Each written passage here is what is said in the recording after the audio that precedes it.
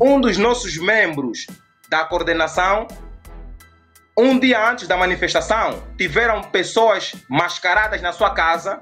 Ele não estava em sua casa, mas o carro em que essas pessoas estiveram a bordo eram carros do SIC, porque a população que esteve, aliás, os vizinhos tomaram conhecimento disso. Ele não estava em sua casa, mas a sua esposa que estava lá dentro foi batida, não é? Foi duramente torturada pelos agentes do SIC que estavam mascarados, não é? E diziam algo que foram repetindo, segundo a mulher, de que se o teu marido sair para esta manifestação, nós vamos matá-lo. Se você não meter juízo no teu marido, nós vamos matá-lo. Portanto, e ainda assim o marido saiu? E ainda assim o marido saiu, participou do protesto? Infelizmente não conseguiu chegar a tempo do protesto porque o estado em que a sua esposa estava teve que levá-lo ao hospital, teve que cuidar da esposa. Mas se o povo estiver conosco, nós estamos dispostos a correr esse perigo. Estamos dispostos a sofrer pelo povo. Estamos dispostos a morrer inclusive pelo povo. Porque o Estado angolano não se reviu, não se revê e não se há de rever nunca em ações de algum grupo governamental que visa desestabilizar a unidade do povo de África.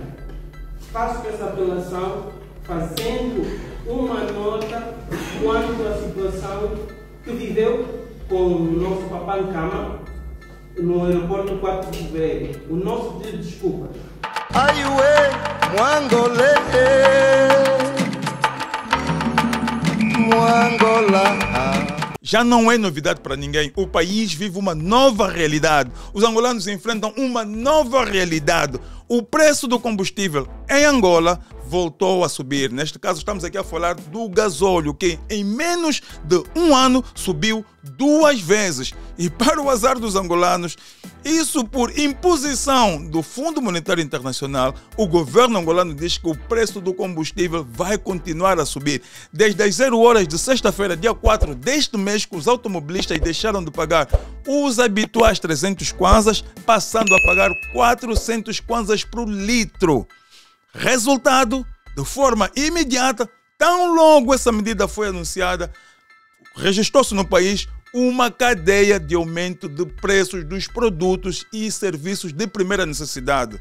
A subida que tem estado a preocupar mais os angolanos é a da corrida do táxi, que passou de 200 para 300 kwanzas. É um Deus nos acuda. A minha filha paga 3 táxis ao ir, 3 táxis ao voltar para casa. Quando vai à escola, 3 táxis. Quando regressa para casa, 3 táxis.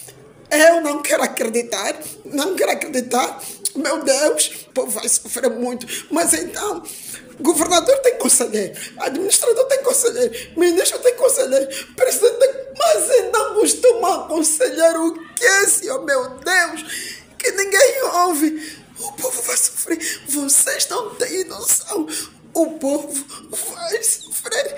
É claro que situações como essas, os angolanos não iam receber de bom grado. Claro, porque têm consciência que as suas já sofridas vidas serão de agora em diante mais difíceis. A insatisfação é tanta que, pela primeira vez em vários anos, milhares de angolanos dos mais variados segmentos da sociedade saíram às ruas sob o lema "O seu silêncio mata mais que a malária", para protestar contra a subida do preço do gasóleo e, é claro, do preço do táxi e os demais produtos.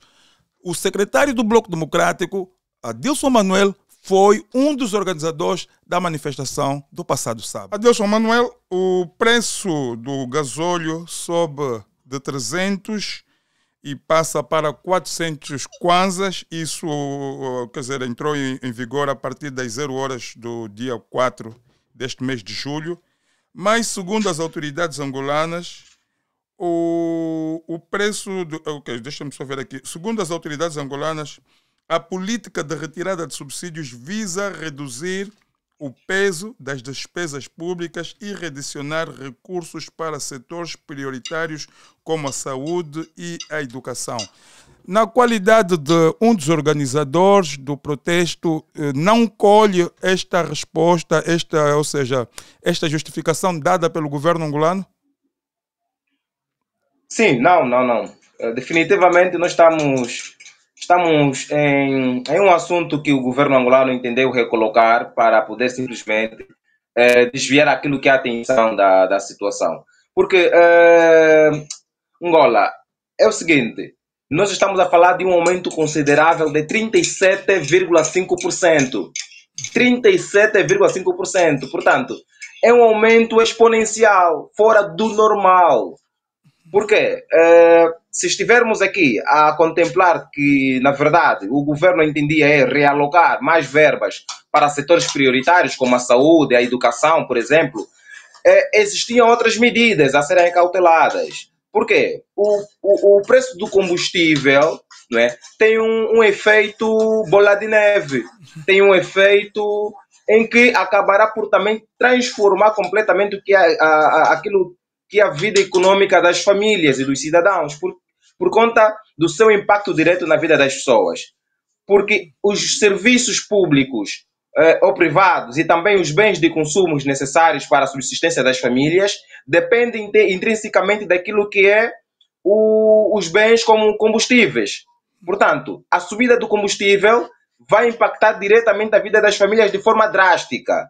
Daí que o nosso protesto do dia 12, a nossa manifestação, visava essencialmente nós discutirmos e apresentarmos o nosso protesto de forma pública para que o senhor do Executivo entendesse então que o aumento dos combustíveis, tal como foi tornado público no dia 4, não é, acabará por mudar completamente a vida das famílias e muita gente acabará por estar fora do ciclo social e da dinâmica da nossa sociedade. Já estamos a vivenciar agora um período em que muitas pessoas estão a condicionar, por exemplo, a abandonar as escolas, porque não têm condições para dar diariamente aos seus educandos, por exemplo, as crianças que vão ter que ir para as escolas, e que só aqui em Luanda, por exemplo, a maior parte dos institutos públicos encontram-se no interior das cidades, no caso, na Baixa de Luanda, por exemplo, onde encontram-se a maior parte dos institutos. Daí que nós estamos a dizer claramente de que podia-se encontrar outras medidas para podermos então ter continuidade de uma vida normal, que também já vai muito mal há um bom tempo. E agora, quais seriam essas medidas? Podes dar exemplo de uma dessas medidas? Quais são as medidas que achas que deveria se implementar neste caso para mitigar os danos que este aumento no preço do combustível tem estado a causar? Ok, muito obrigado. Por exemplo, hoje os táxis, no caso, segundo o decreto, acabarão por... Aliás, estão a ser cobrados por 300 kwanzas. Se nós recuarmos no tempo, existia, e já existe, claro, está em efetividade, um decreto que proibia que os taxistas pudessem, por exemplo, cobrar um preço superior a 200 kwanza em rotas curtas. Em menos de 20 quilômetros não se pode cobrar um preço anormal. Mas só que não existe fiscalização. Se nós irmos para as paragens de táxis, para as ditas placas, não é? Vamos encontrar que a realidade é completamente diferente. Os taxistas, mesmo fazendo rota curta, por exemplo, São Paulo, Casquel ou São Paulo, Samizanga, acabam por cobrar o mesmo valor que a pessoa que sai, por exemplo, de Viana até a Baixa de Luanda. Por exemplo, estamos aqui a falar de uma situação que não está completamente regulada, porque toda a lei precisa também ser acompanhada de uma fiscalização, precisa ser acompanhada de um órgão que possa velar para que o seu cumprimento seja efetivo. Portanto, o Executivo, ao estipular este decreto, negligenciou completamente o decreto anterior, que tratava-se sobre essa questão dos 20 quilômetros, que os taxistas não podem cobrar uma taxa superior, por exemplo, a 200 kwanzas, em rotas curtas, mas acontece. Daí que nós fizemos chegar uma nota a aconselhar o Executivo que deve colocar, por exemplo, efetivos da polícia, do SIC, por exemplo, nas paragens de táxis, para poder também controlar os taxistas que acabam por sobrefaturar sobre as custas daquilo que vem sendo, então, o sofrimento do povo. Agora, uma coisa é clara, este decreto é um decreto que, do ponto de vista da justiça social, não condiz com a realidade do povo. Por quê? Ao subir o nível de combustível, este Executivo está a dar a entender de que o povo não tem direitos, de que o povo não pode expor aquilo que são o seu descontentamento perante aquilo que é a realidade que todos nós conhecemos. Então, se temos uma sociedade em que o desemprego, a fome e a pobreza continuam a ser as maiores causas de vítimas que quase que superam a lei, daí que também uma das causas do nosso protesto é o silêncio mata mais do que a malária. Para passar a ideia, a mensagem de que já existem várias endemias sociais, vários problemas sociais que o executivo ignora, o executivo negligencia, não dá atenção a esses problemas, mas trouxe agora a questão da subida dos combustíveis, né? Trouxe agora a questão da subida dos combustíveis e isto, obviamente, tem deixado ou vai deixar problemas na nossa sociedade, com certeza, mas vamos lutar para que isto não aconteça. Quais são os vossos planos? Foi algo esporádico? Porque até agora o governo ainda não reagiu com relação a esta subida do preço do combustível. Vocês pensam voltar às ruas? O que é que se pensa fazer para que o governo possa, então, definitivamente voltar para onde se encontrava? Voltar para manter o preço de 300 kwanzas? Bom, vamos lá. É o seguinte. Primeiro, antes de tocar nesse assunto, gostaria apenas de trazer aqui um quadro que aconteceu ontem no trajeto da manifestação. Só para você entender o estado em que nós temos. A situação que temos em Angola. Por exemplo, nós fizemos um itinerário sobre a manifestação, sobre a marcha. Nós propusemos um documento de informe ao governo da província e também um informe ao comando provincial da polícia, que diz claramente de que a nossa manifestação, sendo uma manifestação pacífica, tinha uma rota definida, que começaria no São Paulo, que começou claramente no São Paulo, e que tinha que terminar no Largo da Maianga, propriamente aí na Baixa de Luanda. Sim. Estavas a dizer que o próprio governo, ou seja, o vosso itinerário era de percorrer de São Paulo até o Largo da Maianga, mas depois dizias que o próprio governo, e aí tivemos um corte, a imagem colou, não se ouviu aquilo que o Adelson estava aí a dizer. Então, se puder repetir, por favor, dizias que o próprio governo, isso em relação ao itinerário, marchar do São Paulo até o Largo da Maianga. Certo. Então, o próprio governo nos respondeu dizendo de que não há inconvenientes para nós marcharmos, de que podemos marchar, obviamente, porque do ponto de vista administrativo, é o governo provincial que deve informar o povo, que deve informar os cidadãos de que não há nenhuma inconveniência no espaço público. Quem gera o espaço público é a administração local. E assim o fizemos. Posto no comando da polícia, fomos informados então que nós não poderíamos marchar a partir do São Paulo até a Maianga. E que nos sugeriram então uma outra rota que consistia no largo do cemitério do Santana até o Largo das Escolas. Mas isto é uma arbitrariedade, certo? Que nós cumprimos todos os requisitos administrativos e o próprio governo já havia uma nota de que de facto podemos marchar. Agora, o que fizemos foi o seguinte: nós de facto nos concentramos no local, de acordo à lei, de acordo àquilo que também foi o parecer do governo, nos concentramos no local e quando nós partíamos para a nossa marcha, fomos brutalmente indeferidos pela polícia. Foi um tiroteio, a polícia puseu-se a bater os manifestantes. Nós tivemos, por exemplo, 4 graves feridos. Um que foi baleado a queima-roupa por arma de gás lacrimogêneo diretamente na face da pessoa, diretamente na face do cidadão, tudo porque ele pretendia exercer o seu direito de cidadania, que é a manifestação, que é um direito consagrado na Constituição e nas leis, portanto, na Lei 16/91, de reuniões e manifestações. Portanto, ao fazermos esse direito que é salvaguardado pela Constituição, a polícia entendeu então indeferir o nosso trajeto, acabou por destruir bens públicos. Infelizmente, algo que não está a ser contado. Foi a polícia quem vandalizou os bens públicos. A questão que se coloca é: a polícia será sancionada perante a lei? Porque todos nós, enquanto manifestantes, todos tiveram a consciência de que esta manifestação é uma manifestação pacífica e todo cidadão que ocorreu naquela localidade do São Paulo estava dentro do teor que a organização havia passado, de que se tratava de uma manifestação pacífica, e ninguém se insurgiu contra as forças da lei.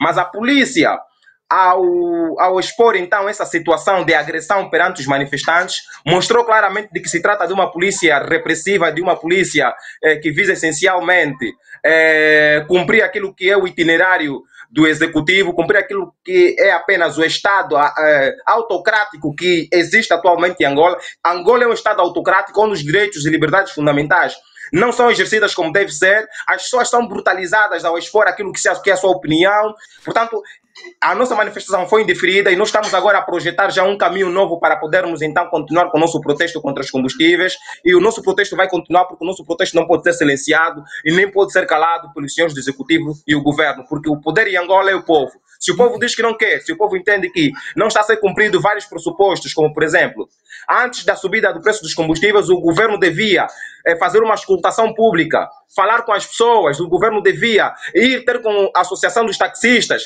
falar com os órgãos que realmente têm na sua dinâmica social, digamos, a proximidade com esses serviços de táxis, mas não fez, simplesmente implementou essas normas, implementou essas medidas e agora temos nós como povo, digamos, uma situação difícil, teremos nós como povo então ter que continuar a sofrer, apesar da desgraça como o desemprego, a fome e a pobreza, ainda nos atiram mais um decreto que apenas vai afundar aquilo que é a própria sobrevivência dos cidadãos, que está de mal a pior a cada dia que passa.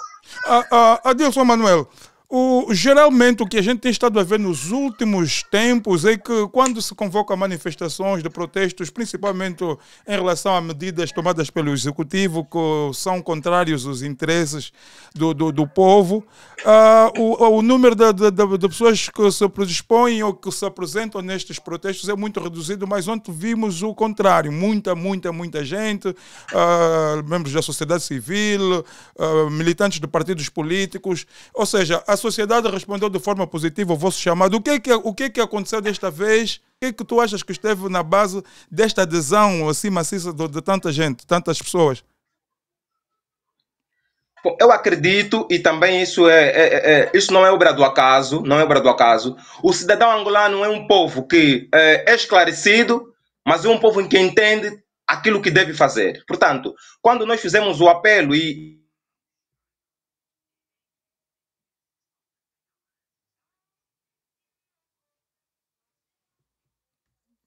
diga-se a nível da sociedade civil. Angola, consegue me ouvir? Não, Adilson, houve um novo corte, mas estava a dizer, quando vocês fizeram o apelo, isso em resposta à minha pergunta, a que se deve, na sua maneira de ver, esta adesão maciça de angolanos, ao contrário das vezes anteriores. E estavas a dizer que... Estavas a responder? Sim, Angola, consegue me ouvir, não é? Sim, consigo ouvir. Certo. Eu estava a dizer... Estava a dizer a razão que, segundo o que é que acha que esteve na base de um número elevado de angolanos a fazerem-se presentes no protesto, comparando com as vezes anteriores, que sim, o número foi ínfimo. Certo. Exatamente. Eu estava a dizer o seguinte: nós, o movimento da sociedade civil, portanto, este movimento, que também, obviamente, eu, enquanto ativista, mas também sou parte do Bloco Democrático, sou líder da juventude do Bloco Democrático. Portanto, quando nós construímos essa manifestação, nós erguemos um movimento amplo, onde fazem parte lá várias personalidades e vários movimentos da sociedade civil. Sim, um movimento amplo, e nesse movimento fazem parte lá várias personalidades da sociedade civil. É uma equipa com várias especificidades, e uma delas claramente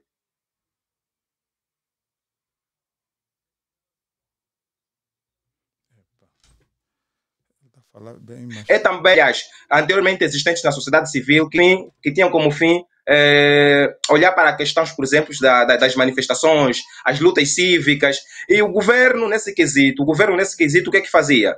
Montava um aparato, não é, a bordo dos serviços de inteligência, a fim de destruir os movimentos reivindicativos. É importante que se diga isto. Existia em Angola um grupo liderado pela Casa Civil, especialmente pelos homens da ação psicológica, que é na verdade um gabinete interno no MPLA, que visava essencialmente destruir todas as organizações que são essencialmente reivindicativas. E nós, E nós temos uma especificidade que é contrariamente àquilo que já aconteceu no passado. Ou estamos mais preparados, estamos mais organizados, temos uma equipa não só em Angola, mas também temos equipas fora de Angola, tanto é que quando nós acionamos a manifestação, os nossos parceiros acabaram por dar uma maior visibilidade, porque temos a ferramenta como as redes sociais, que não pode ser descartada, ninguém pode ignorar isto. É uma das grandes ferramentas para a mobilização e conseguimos usá-lo da melhor forma possível. Passamos a mensagem clara aos cidadãos, as pessoas se sentiram tocados, porque o problema é coletivo, o problema é do povo e a moldura humana que se fez presente. Amanhã vamos apresentar o relatório, mas posso aqui avançar de que tivemos quase que um total de 2 milhões de pessoas nas ruas de Luanda. É importante que se diga isto. 2 milhões, 2 milhões de... Exatamente. Perto disto ou mais do que isto. 2 milhões de pessoas nas ruas de Luanda. Então, é fato que estes dados apresentam-se no seguinte. Se nós conseguimos colocar 2 milhões, ou seja, 2 milhões de pessoas nas ruas em tão pouco espaço de tempo, é sinal de que nós, o povo, não é? Porque isso fizemos por uma espécie de 4 dias. Foram 4 dias de mobilização, até sábado. Então, o que se indicia de que, eventualmente, nos próximos tempos, uma organização que possa ter um período de 1 mês de antecedência, possamos ter ainda um maior número, aliás, mais pessoas nas ruas daquilo que tivemos ontem, por exemplo. Estamos aí a ter alguns cortes, mas dizia que, quer dizer, que o resultado em termos de aderência foi extremamente positivo, tendo em conta o curto tempo de espaço que vocês tiveram para preparar e mobilizar os demais angolanos. E estava aí a dizer que se tiverem mais tempo de preparação, mais tempo de publicidade, mais tempo sim, vamos assim dizer, campanhas de mobilização, sim, maior será o número de pessoas nas ruas, não é? Exatamente. Nós estamos a montar um itinerário novamente para podermos dar continuidade aos protestos. O nosso cenário é dar continuidade aos protestos, que não possamos parar até que o executivo possa se pronunciar perante essa situação que ele colocou o povo. E já estamos a ver a possibilidade de novas manifestações, novas paralisações a nível do país, e tudo isto vai se abater em Luanda, vai se abater no resto das províncias que compõem Angola, e vamos, obviamente, lutar até que, de facto, haja mudança. Porque é importante que se diga, Angola, o povo é o poder, o povo é o soberano, é o dono da terra. Se nós somos o poder, é importante que haja sensibilidade política, vontade política para mudar o quadro político que eles mesmos nos impuseram. Okay. Portanto, se estamos a dizer que 300 kwanzas de táxi é muito para o pacato cidadão, que, por exemplo, temos uma analogia no seguinte: o cidadão angolano que trabalha na função pública não ganha mais de 60, 70 mil kwanzas. Se fizermos que cada cidadão possa ter um agregado familiar em que tenha, por exemplo, um filho a estudar numa escola pública, e essas escolas públicas são maioritariamente lá, como já disse, na zona da cidade, eles pagam por dia, por exemplo, só em táxi, 1.000 a 1.500 kwanzas. Com a subida de 300 kwanzas, as pessoas vão ter que alocar mais 4.000 kwanzas por dia. E estamos a falar de que só em um mês, uma pessoa pode gastar 80 a 90 mil kwanzas ou mais só em táxis. Fora os lanches que as crianças e os estudantes precisam. Portanto, estamos a falar que um orçamento familiar para um funcionário da função pública não chega para atender essa dinâmica, essa demanda que o executivo impôs ao povo. Portanto, é um quadro de sofrimento que o povo não pode suportar. E as pessoas não podem parar as suas vidas, as pessoas precisam continuar os seus estudos, as pessoas precisam contribuir para o futuro do país. E nessa situação em que o governo impõe Angola, estamos a regredir naquilo que é o Estado social, estamos a regredir naquilo que é a compreensão do Estado moderno. Mas agora, o que eu gostaria de saber... É claro que há uma grande satisfação, nós temos acompanhado pelos vídeos e não só mesmo a falar com os nossos familiares, quer dizer, há uma preocupação total. Será que o povo angolano, e nesse caso os movimentos reivindicalistas, esse movimento amplo que vocês agora acabaram de criar, os seus membros estão preparados para resistir, tal como aconteceu, por exemplo, no Quênia, de manterem-se nas ruas, continuarem com todo tipo de protestos até que o governo seja vergado? Ou Vamos, ou vai ser aquelas coisas, pode-se assim dizer, não diria paliativa, porque estaria a diminuir o vosso raio de ação, mas aquelas coisas esporádicas, aconteceu hoje, depois leva muito mais tempo, depois acostuma-se com a ideia dos 300, dos 400 kwanzas do combustível e 300 kwanzas do táxi e pronto, é mais uma que o povo, mais um sapo que o povo vai engolir. Angola, é o seguinte, nós estamos numa situação em que agora o povo precisa tomar o poder que sempre lhe pertenceu. Ontem, vou dar um exemplo de resistência popular, aconteceu ontem. Era para a polícia reprimir a manifestação às 13 horas, propriamente às 13h40. A polícia só não conseguiu reprimir naquele momento e conseguiu apenas fazê-lo bem perto das 16 horas, porque o povo, enquanto a polícia montava um aparato de repressão, com gases lacrimogêneos, com ameaças de tortura aos manifestantes, o povo ficou quieto, o povo sentou no chão, o povo disse, nós aqui não vamos sair, vamos ficar aqui e se vocês quiserem que nos matem, mas nós não vamos vos tocar, não vamos nos insurgir contra a polícia e muito menos vamos vandalizar os bens públicos. Mas nós vamos ficar aqui porque é um nosso direito, é um direito nosso, é um direito de cidadania. Isto mostra, caro Mvungi, que o povo está preparado. O povo precisa apenas que alguém os guie. O povo precisa apenas que alguém ouça o clamor do povo e consegue traduzir esse clamor em algo material, que é a convocação de uma manifestação ordeira e pacífica. E isto nós fizemos. Fizemos com o sentido de que o povo está a dizer algo e precisamos ouvi-lo. Nós, enquanto organização, que não somos mais de 15 pessoas, conseguimos ouvir o povo e traduzimos isto em algo material. O governo, que tem um aparato, uma máquina, que é o Estado, não consegue entender que o povo quer uma coisa e assim vai dar ao povo.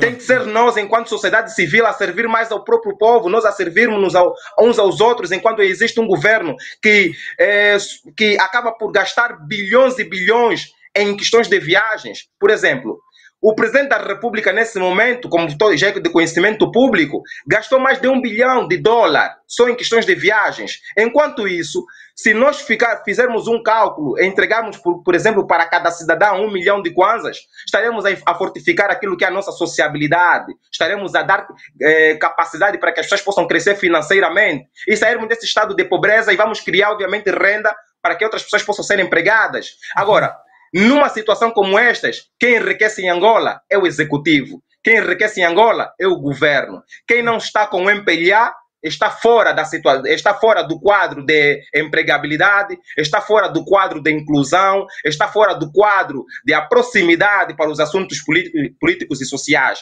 Ou seja, quem não está a favor do executivo ou quem contraria as políticas do executivo é taxado como revu, é taxado como alguém que não possa ser escolhido para dirigir alguma coisa pública. E isto é uma arbitrariedade, isto é um problema social. E há que haver revolta popular. E nós estamos agora a entrar num processo em que vamos partir para uma revolta popular. E o executivo tem que estar preparado. Nós sabemos de que a nossa situação enquanto organização é delicada porque sofremos ameaças. Já quis perguntar isso, já quis tocar nesse aspecto. Geralmente, os organizadores desta onda de protestos são perseguidos, sofrem um sem fim de pressões, às vezes até mesmo as suas vidas são colocadas em perigo. O que está a acontecer convosco nesse caso? Porque há aí rostos bem visíveis, conhecidos na sociedade. Um deles é o seu, como o organizador. O Adilson não é de hoje, já é conhecido nas lides do ativismo reivindicalista já há muito tempo. Como é que dessa vez as coisas estão a decorrer? Estão a ser molestados, nem por isso, as chamadas telefônicas, ameaças, ou como é que é? Angola, o nosso governo é perito em algo. Eles não sabem mudar as suas táticas. As táticas são as mesmas. Perseguição, prisão, ameaças de mortes via telefônicas, com telefonemas anônimos, raptos, tudo isso eles fazem. E continuam a fazer. Eles fizeram antes dessa manifestação. Okay. Nós recebemos vários telefonemas. Só vou te dar um rescaldo do que aconteceu, algo que nós não tornamos a público para não desmobilizar as pessoas que queriam aderir à marcha. Um dos nossos membros da coordenação, um dia antes da manifestação, tiveram pessoas mascaradas na sua casa. Ele não estava em sua casa, mas o carro em que essas pessoas estiveram a bordo eram carros do SIC, porque a população que esteve, aliás, os vizinhos tomaram conhecimento disso. Ele não estava em sua casa, mas a sua esposa que estava lá dentro foi batida, não é? Foi duramente torturada pelos agentes do SIC que estavam mascarados, não é? E diziam algo que foram repetindo, segundo a mulher, de que se o teu marido sair para essa manifestação, nós vamos matá-lo. Se você não meter juízo no teu marido, nós vamos matá-lo. Portanto, e ainda assim o marido saiu? E ainda assim o marido saiu, participou do protesto? Infelizmente não conseguiu chegar a tempo do protesto porque o estado em que a sua esposa estava teve que levá-lo ao hospital, teve que cuidar da esposa. Ou seja, nós continuamos a sofrer com situações do gênero. Não existe um estado democrático e de direito, existe uma ditadura em Angola. O regime não entende de que o povo tem direitos. São eles que aprovaram a Constituição em 2010, mas são eles que colocaram na Constituição o artigo 45, que fala sobre a manifestação. 47, então, não é 47? Não é o 47? Isso, exatamente, o artigo 47 sobre a manifestação, as leis da manifestação. Então, por que eles não conseguem cumprir com aquilo que é o itinerário sobre as leis de manifestações e reuniões? Então, estamos a falar, Angola, que nós também estamos cientes desses perigos. Nós, enquanto organização, estamos cientes desse perigo. Mas se o povo estiver conosco, nós estamos dispostos a correr esse perigo. Estamos dispostos a sofrer pelo povo. Estamos dispostos a morrer, inclusive, pelo povo. Não haverá tréguas, não diria tréguas, mas vocês não vão parar enquanto o governo não dar marcha atrás. Estão dispostos a continuar, mobilizar as pessoas, consciencializar os angolanos da necessidade do governo voltar aos preços anteriores. Caso contrário, é sofrimento. Não é? Quer dizer que não vão parar.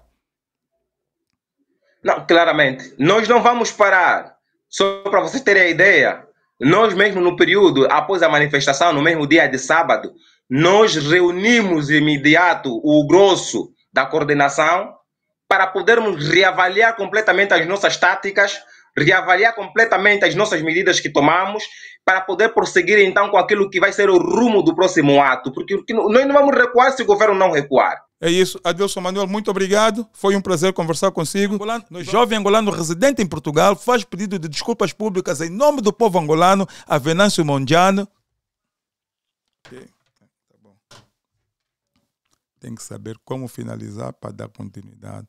Pelo facto do ex-candidato às presidenciais em Moçambique ser impedido pelas autoridades angolanas de entrar em território angolano no dia 14 de março deste ano para participar de uma conferência internacional sobre o futuro da democracia em África. No aeroporto, 4 de fevereiro, nós chegamos, da delegação que chegou ao aeroporto 4 de fevereiro, fomos perfilados e nessa delegação foi retirada ou recolhido os passaportes de todos nós. Da delegação de que foi recolhido os passaportes de todos nós, o primeiro indivíduo que foi separado e levado para um corredor foi o Venâncio Mondlane. E então fomos separados e vocês já sabem o que se passou. A parte vergonhosa de tudo isto foi reter personalidades do mais alto calibre, o ex-presidente do Botsuana, Aya Nassuretskama, o ex-presidente da Colômbia, Patranas. Foi depois de muitas horas, depois de muita insistência, que disseram-nos que, pura e simplesmente, nós estávamos recusados a entrada. E a nossa entrada estava recusada à República de Angola, pelo governo de Angola.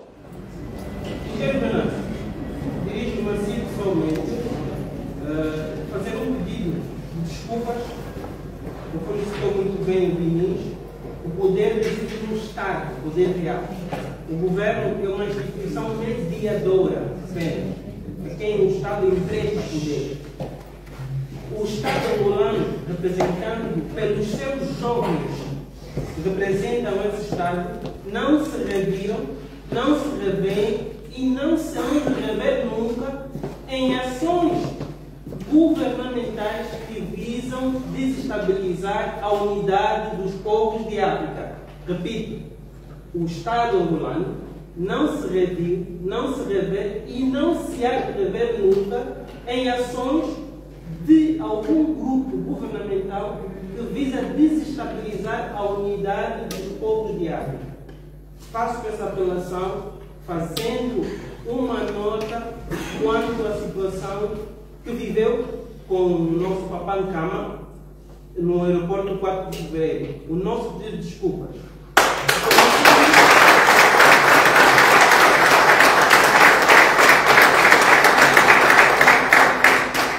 Como símbolo desse pedido de desculpas, eu faço me apresentar aqui modestamente com um souvenir.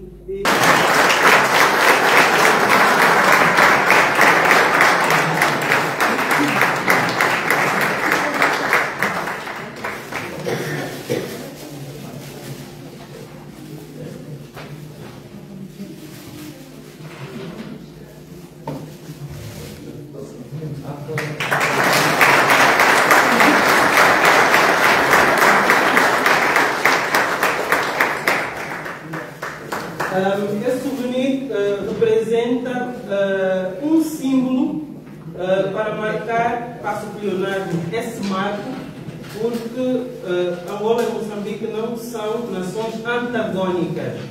Não são. São povos que têm as mesmas inspirações, têm os mesmos desejos. Nós, juventude, ansiamos apenas por liberdade. Tenho dito, tudo que o africano necessita para ser feliz está em África e de sobra.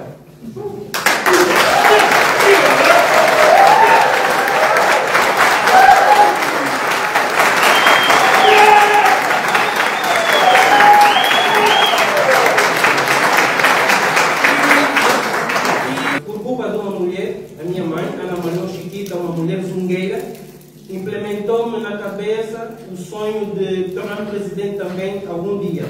E eu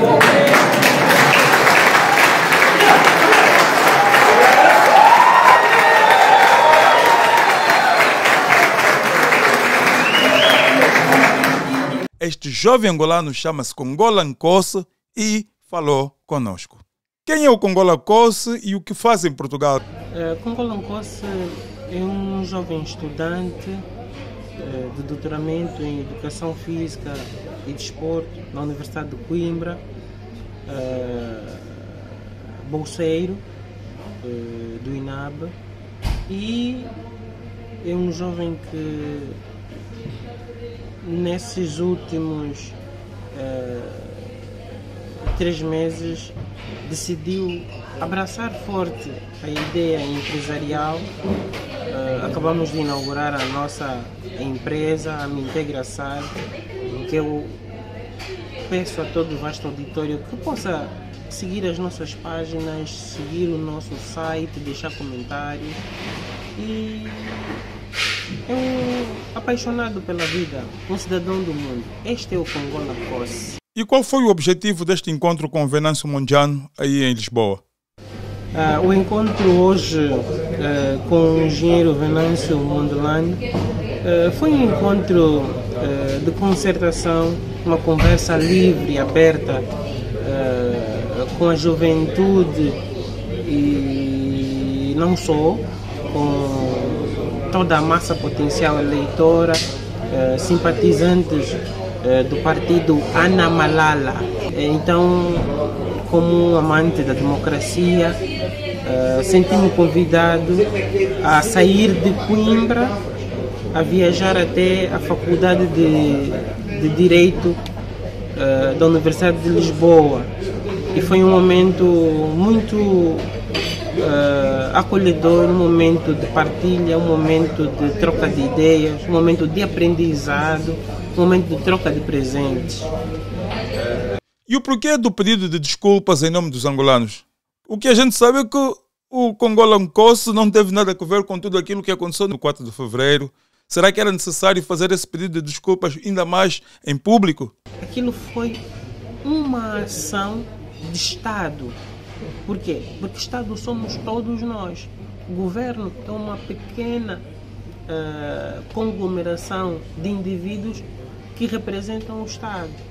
Então, quando o governo não protege os nossos interesses como membros do Estado, porque o poder reside no povo, o povo é que é o soberano, então nós devemos vir a público fazer ações de reparos. Por quê? Porque eu não quero que um irmão meu, africano, seja maltratado em qualquer parte do território africano, nem fora do território africano. Então, como é que um ancião, como o antigo presidente, o nosso avô, Senhor Nkama, vai de visita a Angola e não é recebido para entrar, vou chamar aqui passo pleonasmo, dentro do nosso país, fica apenas no aeroporto? Como é que um convidado como engenheiro Venâncio Mondlane, africano, um irmão nosso, vai de visita a Angola e não lhe é permitido entrar em Angola? E nós temos o beneplácito e o privilégio de ter o presidente da República de Angola, o senhor João Manuel Gonçalves Lourenço, também agora com a nobre responsabilidade de ser o presidente da União Africana. Que ação é essa? Separando uns africanos dos outros. Isso é união? Isso é exercício da nossa unidade como constelação de povos da África? O que é que a gente está a querer passar como mensagem para aqueles que estão fora do continente?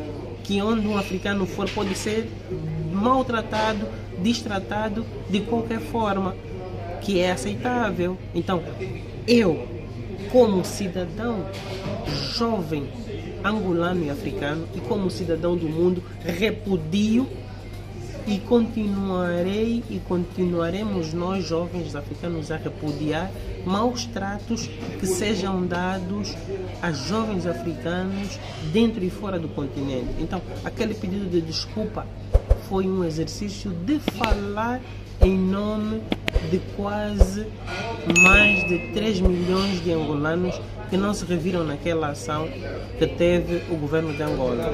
Congola Cosse, foi um prazer conversar consigo. Deus lhe abençoe. Estamos juntos. O meu muito obrigado, Ana Malala. Obrigado, foi mais um vídeo do canal de outros tipos, Mwangolé TV. Se ainda não está inscrito, por favor, inscreva-se agora, ponha um like, partilhe o vídeo e, é claro, comente muito. Estamos juntos.